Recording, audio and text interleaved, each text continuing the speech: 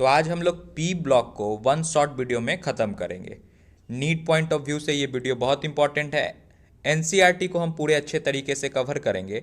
अब P block का दो पार्ट है हमारे पास, part one and part two. Part one वाला 11th में दिया है, तो ये वीडियो 11th पार्ट का ही है।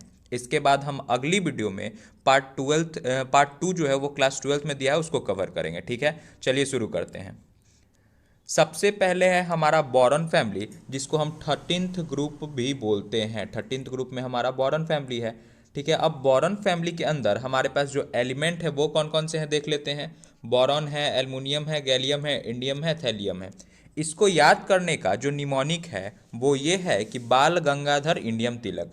बाल गंगाधर इंडियम तिलक। ठीक है, अब देखिए सबसे पहले हम बात करते हैं साइज की। ठीक है, साइज की बात करते हैं तो जब हम टॉप टू बॉटम आते हैं तो हमारा साइज इंक्रीज करता है। मतलब बोरॉन का साइज सबसे कम होना चाहिए और थैलियम का साइज सबसे ज़्यादा होना चाहिए। मतलब ट्रेंड क्या होना चाहिए साइज का, या फिर हम रेडियस बोले तो थैलियम सबसे ज़्यादा, indium, gallium, aluminium and boron. लेकिन ऐसा होता नहीं है।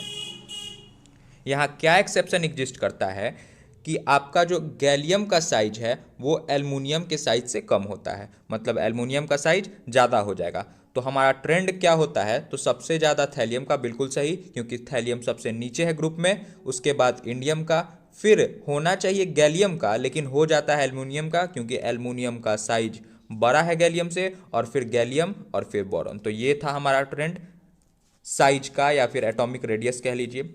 अब देखिए जनरल इलेक्ट्रॉनिक कन्फिग्रेशन क्या है। तो इसका general electronic configuration NS2 NP1। N is equal to, N किसको हम बोल रहे हैं, outer most electron, outer most shell को, जिसमें S वाले में 2 इलेक्ट्रॉन और P वाले में 1 इलेक्ट्रॉन।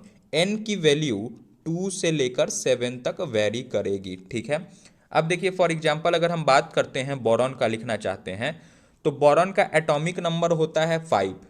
अगर हम इसके इलेक्ट्रॉनिक कन्फिग्रेशन को लिखें तो 1s2 2s2 2p1। आप देख लीजिए कि इसका जनरल इलेक्ट्रॉनिक कन्फिग्रेशन था NS2 NP1, वही यहाँ पे मैच कर रहा है, जहाँ N की वैल्यू 2 है और S वाले में 2 इलेक्ट्रॉन है और P वाले में भी 2 इलेक्ट्रॉन है। ठीक है, वैसे ही एल्युमिनियम का अगर आप आउटर इलेक्ट्रॉनिक कन्फिग्रेशन देखिएगा, आउटर मोस्ट सेल में, तो S के पास 2 इलेक्ट्रॉन और P के पास 1 इलेक्ट्रॉन, और दोनों का N की वैल्यू सेम है। तो हम ऐसे ही लिखे थे कि NS2 NP1। ऐसे ही आप बोरॉन के बाद एल्युमिनियम आ गया, फिर गैलियम का लिखेंगे तो 4s2 4p1 हो जाएगा, फिर ऐसे ही चलते जाएगा। तो ये था हमारा जनरल इलेक्ट्रॉनिक कन्फिग्रेशन का। अब देखिए आयोनाइजेशन एनर्जी की बात करते हैं। तो जब हम टॉप टू बॉटम आते हैं तो साइज बढ़ता है, मतलब आयोनाइजेशन एनर्जी डिक्रीज करना चाहिए। ठीक है, लेकिन आयोनाइजेशन एनर्जी में होता क्या है कि जब हम बोरॉन से एल्युमिनियम आते हैं, बोरॉन से एल्युमिनियम आएंगे, फिर गैलियम आएंगे, फिर इंडियम आएंगे, फिर थैलियम आएंगे, तो आयोनाइजेशन एनर्जी का ट्रेंड जो होगा वो ये होगा। अब ये कैसे हुआ उसको समझते हैं। तो बोरॉन से नीचे आएंगे तो आयोनाइजेशन एनर्जी घटेगा, क्योंकि साइज इंक्रीज कर रहा है। लेकिन साइज में एल्युमिनियम का साइज ज़्यादा होता है गैलियम से, तो गैलियम का आयोनाइजेशन एनर्जी ज़्यादा होगा एल्युमिनियम से, क्योंकि साइज के इन्वर्सली प्रोपोर्शनल होता है हमारा आयोनाइजेशन एनर्जी। साइज के इन्वर्सली प्रोपोर्शनल होता है आयोनाइजेशन एनर्जी। तो गैलियम का साइज छोटा था एल्युमिनियम से, पीछे हम लोग पढ़े थे। तो एल्युमिनियम का आयोनाइजेशन एनर्जी कम होगा गैलियम से, मतलब गैलियम का ज़्यादा होगा।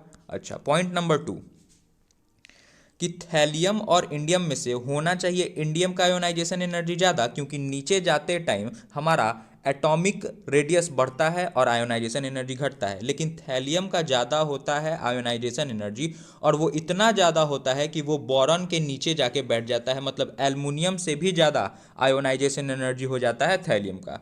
तो हमारा फाइनल ट्रेंड क्या हुआ, सबसे ज़्यादा हमारा बोरॉन का, उसके बाद हमारा थैलियम का, फिर एल्युमिनियम और गैलियम में गैलियम का ज़्यादा, और फिर एल्युमिनियम का, और सबसे लास्ट में हमारा इंडियम का हो जाएगा। ठीक है, तो ये बहुत इंपॉर्टेंट है, बार बार इससे क्वेश्चन पूछे जाते हैं। नेक्स्ट देखते हैं इलेक्ट्रोनिगेटिविटी। तो जब हम टॉप टू बॉटम आएंगे तो साइज इंक्रीज करेगा, मतलब इलेक्ट्रोनिगेटिविटी डिक्रीज करना चाहिए। लेकिन होता क्या है कि जब हम बोरॉन से एल्युमिनियम आएंगे तो केवल हमारा इलेक्ट्रोनिगेटिविटी यहीं पे डिक्रीज करेगा, मतलब बोरॉन का इलेक्ट्रोनिगेटिविटी ज़्यादा होगा एल्युमिनियम से। लेकिन जैसे ही हम गैलियम, इंडियम, थैलियम के पास जाएंगे तो ये सारे डी ऑर्बिटल के बाद आते हैं। इसमें शील्डिंग इफेक्ट कम होता है, इन तीनों में शील्डिंग इफेक्ट कम होगा। शील्डिंग इफेक्ट कम होने की वजह से इफेक्टिव न्यूक्लियर चार्ज भी कम हो ज़्यादा होगा। शील्डिंग इफेक्ट कम होगा तो इफेक्टिव न्यूक्लियर चार्ज ज़्यादा होगा, और इफेक्टिव न्यूक्लियर चार्ज जब ज़्यादा होगा तो हमारा इलेक्ट्रोनिगेटिविटी भी क्या होगा, ज़्यादा होगा। तो बोरॉन से एल्युमिनियम तक जब हम आए तो हमारा इलेक्ट्रोनिगेटिविटी घटा, फिर गैलियम से जब हम थैलियम आए तो हमारा इलेक्ट्रोनिगेटिविटी क्या हो गया, बढ़ गया। क्यों, तो ये कारण भी हम लोग देख लिए। चलिए, तो इसमें हमारा सबसे लीस्ट इलेक्ट्रोनिगेटिव कौन था, एल्युमिनियम था, क्योंकि बोरॉन से एल्युमिनियम आए तो इलेक्ट्रोनिगेटिविटी घटा और फिर बढ़ गया। और यही क्वेश्चन पूछा जाता है कि बोरॉन फैमिली में सबसे कम इलेक्ट्रोनिगेटिविटी किसकी होगी, तो हमारा एल्युमिनियम का होगा। ठीक है, अब देखिए मेल्टिंग एंड बॉइलिंग पॉइंट। तो melting and boiling point decreases from boron to gallium and then increases. ठीक है, तो बोरॉन से गैलियम आएंगे तो मेल्टिंग पॉइंट डिक्रीज करेगा और फिर हमारा आगे बढ़ेगा। अब देखिए कि गैलियम का सबसे कम मेल्टिंग पॉइंट होता है, इस बात को भी ध्यान रखिएगा। ये भी पूछा जाता है कि किसका सबसे कम मेल्टिंग पॉइंट होता है, तो गैलियम का मेल्टिंग पॉइंट सबसे कम होता है। आगे देखते हैं बॉइलिंग पॉइंट। तो टॉप टू बॉटम आएंगे तो बॉइलिंग पॉइंट डिक्रीज करेगा, मतलब बोरॉन का बॉइलिंग पॉइंट सबसे ज़्यादा होगा और सबसे लास्ट में जो है वो हमारा थैलियम है तो उसका बॉइलिंग पॉइंट सबसे कम हो जाएगा, सबसे कम और इसका बॉइलिंग पॉइंट सबसे ज़्यादा। अब देखिए कि ऑक्सीडेशन स्टेट की बात करते हैं। तो थैलियम को छोड़ के सारे एलिमेंट बोरॉन फैमिली के वो +1 और +3 दोनों ऑक्सीडेशन स्टेट करेंगे, शो करेंगे। लेकिन थैलियम जो है वो +1 ऑक्सीडेशन स्टेट शो करता है और वो भी इनर्ट पेयर के कारण। अब इनर्ट पेयर क्या है ये देख लीजिए। तो फिर से एक बार रिपीट कर रहे हैं कि थैलियम को छोड़ के बोरॉन फैमिली में जितने भी एलिमेंट हैं वो +1 और +3 ऑक्सीडेशन स्टेट शो करेंगे। थैलियम केवल और केवल +1 ऑक्सीडेशन स्टेट शो करेगा। रीजन क्या है, तो इनर्ट पेयर इफेक्ट। अब इनर्ट पेयर इफेक्ट बोलते किसको हैं, तो reluctance of s orbital to take part in bond formation. इसको समझिए, देखिए बोरॉन का एटॉमिक नंबर 5, अगर अभी हम देखें तो इसमें p वाला एक ही इलेक्ट्रॉन अनपेयर्ड है, मतलब ये +1 ऑक्सीडेशन स्टेट शो कर सकता है। लेकिन अगर इसी को हम ग्राउंड स्टेट में, सॉरी एक्साइटेड स्टेट में ले जाएं, ये तो ग्राउंड स्टेट था ही, तो एक्साइटेड स्टेट में ले जाते हैं तो 1s2 2s1 और 2p2 कर दिए, मतलब एक इलेक्ट्रॉन s में से निकाल के p में कर दिए। तो अब अगर हम लिखें तो ये क्या होगा, ऐसा कुछ होगा, s में एक इलेक्ट्रॉन और फिर 1 2 3 यहाँ, सॉरी 2 इलेक्ट्रॉन यहाँ पे अनपेयर्ड हो गए, 1 इलेक्ट्रॉन यहाँ पे अनपेयर्ड हो गए, मतलब इसकी ऑक्सीडेशन स्टेट कितनी हो गई, +3। ठीक है, तो फिर हमारा क्या हुआ कि S में से एक इलेक्ट्रॉन जब हम निकाल लिए तो P वाले में एक इलेक्ट्रॉन चला गया और अब हमारे पास 3 अनपेयर्ड इलेक्ट्रॉन हो गया। तो हम 3 अनपेयर्ड इलेक्ट्रॉन हो गया, मतलब +3 ऑक्सीडेशन स्टेट हो गया।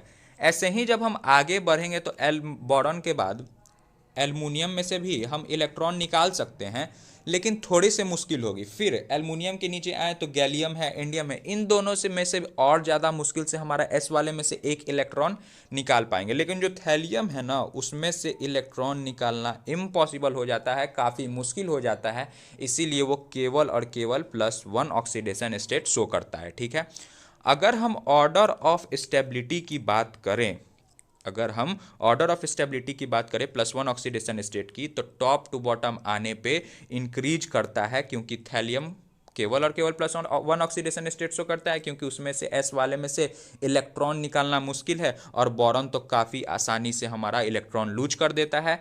तो order of stability of +1 oxidation state बहुत इंपॉर्टेंट है। तो थैलियम का सबसे ज़्यादा और बोरॉन का सबसे कम होगा। अब देखिए रिएक्टिविटी टुवर्ड्स एयर, तो बोरॉन जो है वो अनरिएक्टिव होता है इन क्रिस्टलाइन फॉर्म, लेकिन एल्युमिनियम रिएक्ट करता है एयर के साथ और वो रिएक्ट करके एक ऐसा ऑक्साइड अपने सरफेस पे फॉर्म कर लेता है कि फर्दर उसका रिएक्शन ना हो और वो अपने मेटल को प्रोटेक्ट कर पाए। तो यही सेकेंड पॉइंट है। ठीक है, अब देखिए पॉइंट, अच्छा, रिएक्टिविटी टुवर्ड्स एसिड एंड अल्कालीज। तो बोरॉन फैमिली में कौन कौन से रिएक्ट करते हैं एसिड के साथ और अल्कालीज के साथ, देखिए। तो सबसे पहला है कि हमारा बोरॉन रिएक्ट नहीं करता एसिड और अल्कालीज के साथ, लेकिन एल्युमिनियम करता है। और वो कैसे करता है वो देखिए कि एल्युमिनियम अगर हमारा एसिड के साथ रिएक्ट करता है तो हमारा डाईहाइड्रोजन और साथ में क्लोरीन फॉर्म होता है, और साथ में इस एल्युमिनियम का हमारा ऑक्सीडेशन भी होता है, ठीक है। दूसरा कि अगर अल्कलीज के साथ रिएक्ट करेगा तो एल्युमिनियम को sodium hydroxide in presence of water से ट्रीट किए तो हमारा ये फॉर्म हो जाता है, और साथ में वाटर। अब ये जो प्रोडक्ट फॉर्म हुआ इसको हम बोलते हैं टेट्रा हाइड्रोक्सो एल्यूमिनेट, ठीक है। जो हम एल्युमिनियम को अल्कलीज से ट्रीट किए तो हमारा टेट्रा हाइड्रोक्सो एल्यूमिनेट फॉर्म हुआ, जिसका फॉर्मूला भी आपको ध्यान रखना है, ठीक है। तो ये इंपॉर्टेंट है। आगे बढ़ते हैं। अब देखिए रिएक्टिविटी टुवार्ड्स हैलोजन, तो जितने भी एलिमेंट है बोरॉन फैमिली के, जब वो हैलोजन के साथ रिएक्ट करेंगे तो वो ट्राई हैलाइड फॉर्म करेंगे एक्सेप्ट टीएल। और क्यों? क्योंकि ये ऑक्सीडेशन स्टेट +3 यहाँ पे हो जाएगा, और ये ऐसा फॉर्म करता है TlX3, तो यहाँ पे +3 ऑक्सीडेशन स्टेट हो जाएगा, जो कि इसका स्टेबिलिटी को शो नहीं करेगा, क्योंकि +3 में थैलियम स्टेबल ही नहीं होता है, ये तो +1 में स्टेबल होता है, इसीलिए ये नहीं फॉर्म करता है ट्राई हैलाइड, ठीक है। तो thallium will not form try halide because it will not stable. आगे अब देखिए कि ऑक्साइड एंड हाइड्रोक्साइड, तो हमारा जो बोरॉन फैमिली का एलिमेंट है वो ऑक्साइड भी फॉर्म करता है, हाइड्रोक्साइड भी फॉर्म करता है। इंपॉर्टेंट बात यह है कि इसमें बेसिक कौन है, एम्पोथेरिक कौन है और एसिडिक कौन है। तो देखिए इस साइड हम ऑक्साइड लिखें, इस साइड हाइड्रोक्साइड लिखें सबके लिए, ठीक है। तो बोरॉन का ऑक्साइड वाला पार्ट हो या हाइड्रोक्साइड वाला पार्ट हो, एसिडिक फॉर्म करेगा, एसिडिक नेचर का होगा। इंडियम और थैलियम का ऑक्साइड वाला पार्ट हो या फिर हाइड्रोक्साइड वाला पार्ट हो, वो बेसिक शो करेगा, बेसिक नेचर शो करेगा। और तीसरा एल्युमिनियम और गैलियम का जो भी ऑक्साइड हो या फिर हाइड्रोक्साइड हो, वो हमारा एम्पोथेरिक नेचर का होगा। अब देखिए हैलाइड्स की बात करते हैं। तो जब हम टॉप टू बॉटम आएंगे तो लेविस एसिड कैरेक्टर जो है वो डिक्रीज करता है down the group. Top to bottom आ रहे हैं तो हमारा लेविस एसिड मतलब साइज इंक्रीज करेगा, तो लेविस एसिड कैरेक्टर डिक्रीज करेगा। ये बहुत इंपॉर्टेंट है, इसको भी याद रखना है।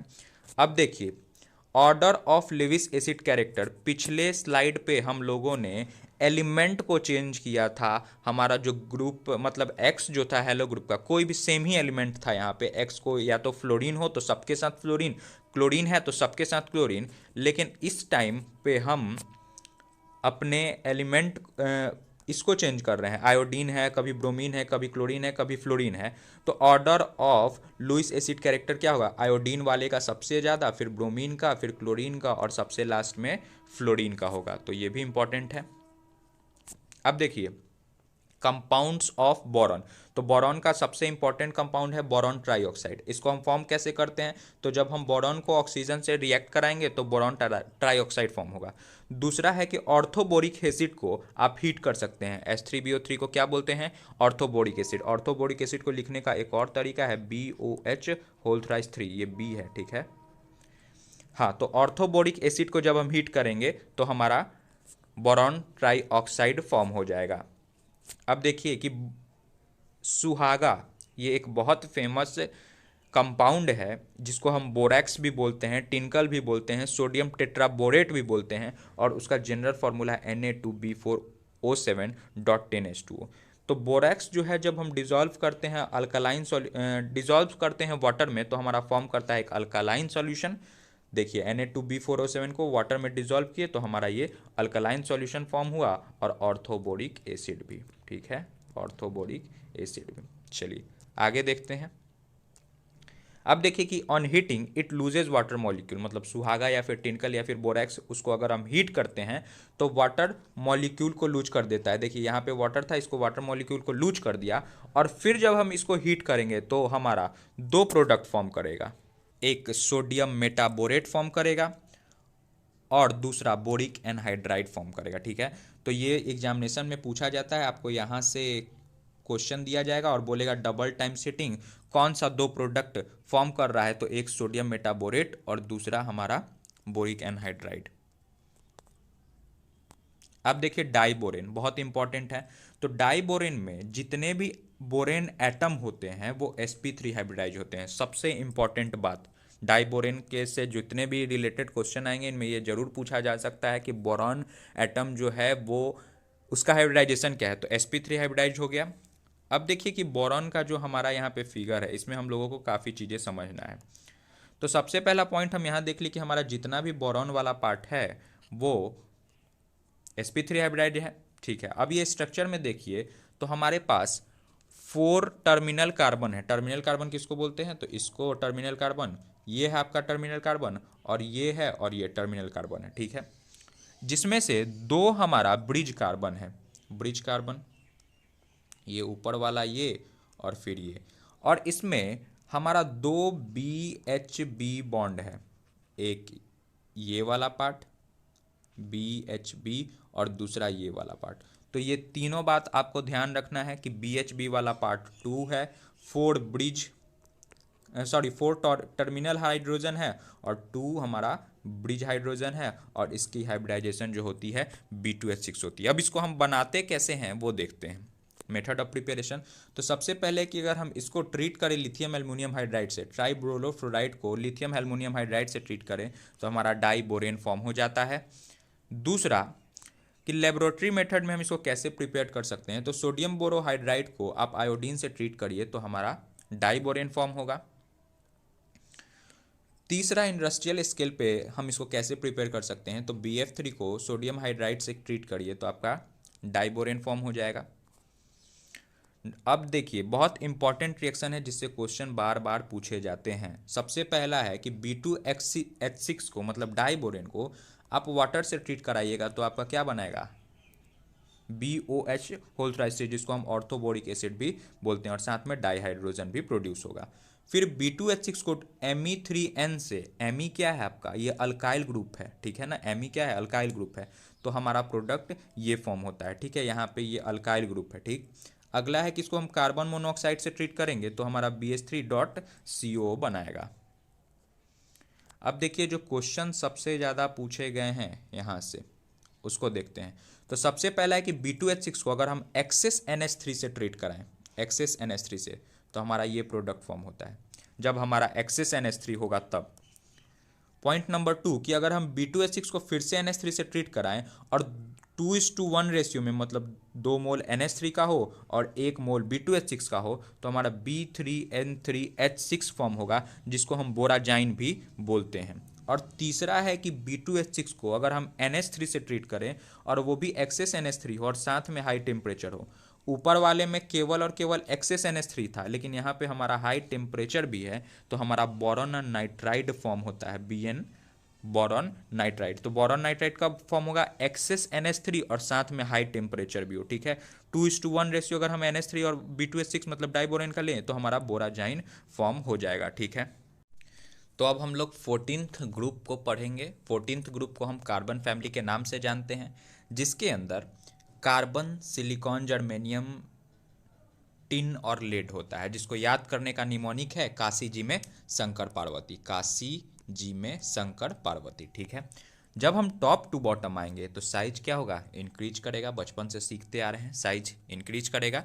आगे देखते हैं, इसका general electronic configuration NH2 NP2 है, मतलब N क्या है, आउटर मोस्ट शेल। ठीक है, S में 2 इलेक्ट्रॉन, P में 2 इलेक्ट्रॉन। फॉर एग्जांपल कार्बन का अगर आप इलेक्ट्रॉनिक कॉन्फ़िगरेशन देखें तो 2s2, 2p6 नहीं होगा, 2p2 होगा ये। ठीक है, कार्बन का एटॉमिक नंबर 6 होता है, तो S में 2 इलेक्ट्रॉन, 2s में 2 इलेक्ट्रॉन, और 2p2 में 2 इलेक्ट्रॉन। ऐसे ही आप अगले एलिमेंट का भी लिखेंगे तो सिलिकॉन में भी वैसे ही लास्ट में 3s2 और फिर 3p2 हो जाएगा। ठीक है, आप चेक कर सकते हैं लिख के। अब देखिए कि आयोनाइजेशन एनर्जी, तो टॉप टू बॉटम आएंगे तो साइज बढ़ेगा, आयोनाइजेशन एनर्जी घटेगा, लेकिन शंकर पार्वती में पार्वती का ज़्यादा हो जाता है और शंकर का आयोनाइजेशन एनर्जी कम हो जाता है। तो देखिए कार्बन, सिलिकॉन, जर्मेनियम होना चाहिए था शंकर का पहले, लेकिन हो जाता किसका है, बाद में शंकर का, और पार्वती का पहले, मतलब लेडीज फर्स्ट हो जाती हैं यहाँ। ठीक, इससे इस तरीके से भी याद रख सकते हैं इसको।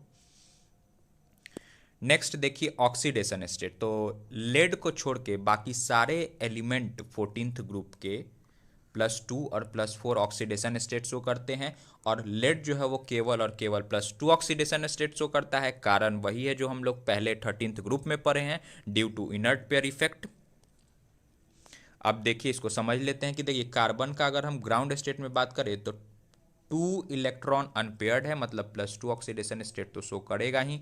अगर एक्साइटेड स्टेट में ले जाते हैं तो एक इलेक्ट्रॉन हम एस वाले में से निकाल के इस पोजीशन पे पहुंचा देंगे, तो अब मेरे पास 4 अनपेयर्ड इलेक्ट्रॉन हैं, मतलब +4 ऑक्सीडेशन स्टेट शो करेगा। लेकिन सिलिकॉन में जब यही कहानी हम करने जाएंगे तो हमारा थोड़ा सी मुश्किल होगी एस वाले में से इलेक्ट्रॉन, उसका इलेक्ट्रॉनिक कॉन्फ़िगरेशन आउटर सेल का हम लिखे तो 3s2 3p2 होता है। अभी इसकी +2 ऑक्सीडेशन स्टेट है ग्राउंड में, अगर हम एक इलेक्ट्रॉन और यहाँ से निकाल दे तो ये +3 हो जाएगा, लेकिन इलेक्ट्रॉन निकालने में हमारी मुश्किलें यहाँ पे बढ़ेंगी। बट एनी हाउ हम इलेक्ट्रॉन निकाल लेते हैं। फिर उसके बाद ये भी +4 ऑक्सीडेशन स्टेट शो करेगा। फिर सिलिकॉन के नीचे आएंगे तो जर्मेनियम है, फिर टिन है, तो उन दोनों में से भी कैसे भी करके हम इलेक्ट्रॉन को निकाल लेते हैं मुश्किल से। लेकिन लेड जो होता है वो इलेक्ट्रॉन नहीं देता है, मतलब लेड केवल और केवल +2 ऑक्सीडेशन स्टेट शो करता है। तो सबसे आसानी से हम ऊपर में से मतलब कार्बन से निकालेंगे, फिर सिलिकॉन से, जैसे जैसे नीचे आएंगे मुश्किलें बढ़ते जाएंगी, और अंत में हमारा लेड जो है वो नहीं देता है electron. So moving from top to bottom 14th group +2 oxidation state become more stable due to inert pair effect. तो हम जैसे जैसे नीचे आएंगे हमारा +2 ऑक्सीडेशन स्टेट स्टेबल हो जाएगा, क्योंकि ऊपर में इलेक्ट्रॉन निकालना आसान हो रहा था, नीचे आते आते मुश्किलें बढ़ रही थी, और अंत में मुश्किलें इतनी बढ़ गई कि वो इलेक्ट्रॉन लूज नहीं किया। आगे देखिए, रिएक्टिविटी टुवर्ड्स एयर। तो जितने भी एलिमेंट हैं ये फॉर्म करते हैं 2 types of oxide 14th group के। एक मोनोऑक्साइड, देख लीजिए मोनोऑक्साइड है CaO, SiO, GeO, SNO, PbO, और दूसरा डाइऑक्साइड जैसे CO2, SiO2, GO2, SNO2 and PbO2। ठीक है, ये सिंपल बात है। अब देखिए इनमें से, इन ऑक्साइड्स में से या फिर डाइऑक्साइड्स में से कौन से, जनरली हम डाइऑक्साइड की बात कर रहे हैं, कौन से एसिडिक नेचर के हैं और कौन से एम्पोथेरिक के हैं। तो देखिए शंकर पार्वती दोनों साथ में हैं, और साथ में है मतलब वो एम्पोथेरिक ऑक्साइड शो करेंगे। ठीक है, शंकर पार्वती एम्पोथेरिक मतलब SnO2 और PbO2 दोनों एम्पोथेरिक ऑक्साइड होगा, और कार्बन, सिलिकॉन और जो हमारा ये तीनों है, ये तीनों हमारा एसिडिक ऑक्साइड होगा। ठीक है, आगे देखते हैं रिएक्टिविटी टुवर्ड्स वाटर। तो कार्बन, सिलिकॉन, जर्मेनियम और लेड रिएक्ट नहीं करता वाटर के साथ। जो हमारा Sn है, टीन जो है वो हमारा, वो स्टीम मतलब कि हाई टेम्परेचर पर रिएक्ट करता है, और SnO2 मतलब डाइऑक्साइड बनाता है, और साथ में डाइहाइड्रोजन। अब देखिए कि रिएक्टिविटी टुवर्ड्स हैलोजन। तो जैसे जैसे हम ऑर्डर ऑफ थर्मल स्टेबिलिटी की बात कर रहे हैं, तो जैसे जैसे हमारा साइज बढ़ेगा ऑर्डर ऑफ थर्मल स्टेबिलिटी घटेगा, मतलब जिसका साइज सबसे कम उसकी थर्मल स्टेबिलिटी ज़्यादा। और यहाँ पे हम एक्स सब जगह सेम रख रहे हैं, मतलब वा तो वो हेलो ग्रुप का कोई फ्लोरीन हो जाए, या फिर कोई क्लोरीन, या फिर ब्रोमीन, या फिर आयोडीन, सेम रहना चाहिए ऑर्डर ऑफ थर्मल स्टेबिलिटी में। ठीक है, सेम है तब ये ट्रेंड है, मतलब कार्बन सबसे पहले, सिलिकॉन, फिर जर्मेनियम, फिर Sn, फिर Pb। वैसे ही अगर आप फ्लोरीन, क्लोरीन, ब्रोमीन, आयोडीन, अब हम हेलो ग्रुप के एलिमेंट को चेंज कर रहे हैं, तो उसमें भी टॉप टू बॉटम जब हम आएंगे तो थर्मल स्टेबिलिटी हमारा डिक्रीज करेगा। ठीक है, साइज इंक्रीजेज तो थर्मल स्टेबिलिटी डिक्रीजेज। ये 14th ग्रुप के लिए याद कर लीजिएगा कि साइज अगर इंक्रीज करेगा तो थर्मल स्टेबिलिटी डिक्रीज करेगा। नेक्स्ट देखते हैं एलोट्रॉप्स ऑफ कार्बन। तो सबसे पहले डायमंड के बारे में जितने भी इंपॉर्टेंट पॉइंट है उसको हम लोग देख लेते हैं, जो कि क्वेश्चन ओरिएंटेड पार्ट है। तो सबसे पहला है कि डायमंड में हर कार्बन sp3 हाइब्रिडाइज होता है। sp3 हाइब्रिडाइज्ड है मतलब उसकी ज्योमेट्री टेट्राहेड्रल होगी। और तीसरा इंपॉर्टेंट पॉइंट कि हर एक कार्बन अगले 4 कार्बन से कनेक्टेड है, मतलब every carbon is connected to next 4 carbon. ठीक है, आगे देखिए, डायमंड को हम कटर्स में भी यूज करते हैं उसके मेकिंग में, तो diamond is used in making cutters. ठीक है, अब डायमंड का स्ट्रक्चर देखिए, डायमंड का आप स्ट्रक्चर देखिए, तो एवरी कार्बन, ये एक कार्बन है, ये अगले 4 कार्बन से कनेक्टेड है, 1 2 3 4। फिर मान लीजिए इस कार्बन को भी देखते हैं, तो एक कार्बन ये नीचे कनेक्टेड, एक इधर, ये एक इधर और एक इधर, तो every carbon is connected from 4 carbon, ये हम लोग पढ़ चुके हैं। इसकी एवरी कार्बन की हाइब्रिडाइजेशन मतलब 4 सिग्मा बॉन्ड है, तो 4 सिग्मा बॉन्ड के लिए तो sp3 होता ही है। और फिर ज्योमेट्री कैसी होगी, टेट्राहेड्रल। और इन दोनों के बीच में देख लीजिए 154 pm है, इसको भी याद रखिएगा। अब देखिए कि ग्रेफाइट क्या है, तो ग्रेफाइट में भी पहले क्वेश्चन ओरिएंटेड पार्ट देख लेते हैं, जो पूछा जाता है कि इसकी हाइब्रिडाइजेशन तो sp2। अब graphite good conductor of electricity है, इसको भी ध्यान रखना है। तीसरा कि graphite is use as a lubricant, ये पूछा जा सकता है कि डायमंड को या फिर ग्रेफाइट को या फिर फ्लोरीन को या फिर किसको हम एज अ लुब्रिकेंट यूज करते हैं, तो हमारा ग्रेफाइट है। चौथा पॉइंट ये है कि ग्रेफाइट जो है वो ज़्यादा स्टेबल होता है डायमंड के कंपेरिजन में, ठीक है। अब देखिए कि ग्रेफाइट का हमारा ये पूरा पार्ट स्ट्रक्चर है, ठीक है। इसमें हर एक कार्बन अगले 3 कार्बन से कनेक्टेड है, 1 2 3। इस कार्बन की अगर हम बात करिए, एक और कार्बन देखते हैं, इस कार्बन को देखते हैं, तो ये कितने कार्बन से कनेक्टेड, एक इधर, एक इधर और एक इधर और एक ये नीचे। तो every carbon is connected next to 3 carbon, ठीक है। अब फ्लोरीन जिसको हम C60 के भी नाम से जानते हैं, तो इस sp2 हाइब्रिडाइज होता है। अब जो इम्पॉर्टेंट है यहाँ, ये दोनों बहुत इंपॉर्टेंट पॉइंट है। फ्लोरीन में 20 हेक्सागोनल रिंग होते हैं और 12 पेंटागोनल रिंग होते हैं। ये बहुत बार एग्जामिनेशन में पूछे जाते हैं, वो नीट हो या फिर जेई, कि फ्लोरीन में कितने नंबर ऑफ हेक्सागोनल रिंग, कितने नंबर ऑफ पेंटागोनल रिंग, तो 20 हेक्सागोनल और 12 पेंटागोनल रिंग होते हैं। ये हमारा फ्लोरीन का स्ट्रक्चर है जो कि एनसीईआरटी में दिया हुआ है। क्वेश्चन वाला जो भी पार्ट था उसको हम लोगों ने पीछे समझ लिया। अब देखिए कि some important compound of carbon silicon, तो कार्बन को जब हम ऑक्सीजन से ट्रीट करते हैं तो वो CO2 बनाता है। कार्बन को जब हम वाटर से ट्रीट करते हैं तो हमारा CO+H2 बनता है, और इसी को हम सिन गैस या फिर वाटर गैस बोलते हैं। कार्बन को जब हम वाटर से ट्रीट किए तो मिक्सचर ऑफ कार्बन मोनोऑक्साइड और डाईहाइड्रोजन प्रोड्यूस होता है, जिसको हम सिन गैस और वाटर गैस बोलते हैं, और ये बहुत इंपॉर्टेंट है, ये पूछा जाता है एग्जाम में। नेक्स्ट देखते हैं, कार्बन को अगर हम ऑक्सीजन से और साथ में N2 से ट्रीट कर रहे हैं तो हमारा मिक्सचर ऑफ कार्बन मोनोऑक्साइड और साथ में डाई नाइट्रोजन फॉर्म होता है, जिसको हम प्रोड्यूसर गैस बोलते हैं। तो ये भी बहुत इंपॉर्टेंट है, सिन गैस और प्रोड्यूसर गैस दोनों याद रखिएगा। अब देखिए कि सिलिकॉन्स, तो सिलिकॉन्स का रिएक्शन करा रहे हैं किससे, क्लोराइड से। RCl मतलब क्या, कोई भी अल्काइल ग्रुप है तो अल्काइल हैलाइड बोलिए या फिर अल्काइल क्लोराइड बोलिए। तो इसको हम सिलिकॉन से ट्रीट कराएं इन प्रेजेंस ऑफ Cu, तो हमारा R2SiCl2 फॉर्म होता है, और इस R2SiCl2 का अगर हम हाइड्रोलिसिस कराएं तो हमारा प्रोडक्ट ये बनेगा। तो ये X और ये Y पूछा जाएगा एग्जाम में आपसे। तो पहले देखिए RCl को Si से ट्रीट कराएं तो R2SiCl2 फॉर्म हुआ, और इस R2SiCl2 को जब हम वाटर से ट्रीट किए तो हमारा ये प्रोडक्ट बन गया, ठीक है। आगे देखते हैं। अब देखिए कि सिलिकेट्स, तो सिलिकॉन एटम, सिलिकेट्स की हम बात कर रहे हैं, तो सिलिकॉन एटम जो है वो बॉन्डेड होता है 4 ऑक्सीजन एटम से। फिगर देखते हैं, एक बार पढ़ लेते हैं थ्योरी को। तो सिलिकॉन एटम जो है सिलिकेट्स में वो अगले 4 ऑक्सीजन एटम से बंधा रहता है। सिलिकॉन का अगर हम हाइब्रिडाइजेशन की सिलिकेट्स में बात करें तो वो sp3 हाइब्रिडाइज होता है, और ज्योमेट्री टेट्राहेड्रल होगी, ठीक है। चलिए देखते हैं। देखिए यहाँ पे सिलिकॉन है और ये अगले 1 2 3 4 से बंधे हैं, ठीक है। तो ये जो स्ट्रक्चर था 3D था। अब इसी स्ट्रक्चर को हम लोगों ने 2D बनाया, जहाँ सिलिकॉन को हम डॉट से डिनोट कर रहे हैं, ये क्या है, सिलिकॉन है। उसके बाद अगर आप यहाँ देखिएगा तो एक इधर 2 ऑक्सीजन एटम और एक ऊपर तो हमको दिख रहा है, लेकिन ये चौथा वाला अगर आप इस साइड से देखिएगा तो यहाँ पे दिखेगा, इसीलिए हम लोग इसको यहाँ पे बीच में बना दिए। तो ये 3D स्ट्रक्चर था, ये 2D स्ट्रक्चर था। एग्जामिनेशन में स्ट्रक्चर भी पूछा जा सकता है, जहाँ डॉट सिलिकॉन को डिनोट कर रहा है, ये बीच वाला ऑक्सीजन एटम को डिनोट कर रहा है, ठीक है। O- चारों पे होगा, ठीक है। तो सिलिकॉन में यहाँ पे सिलिकॉन जो है वो sp3 हाइब्रिडाइज होगा और इसकी ज्योमेट्री टेट्राहेड्रल होगी, ठीक है।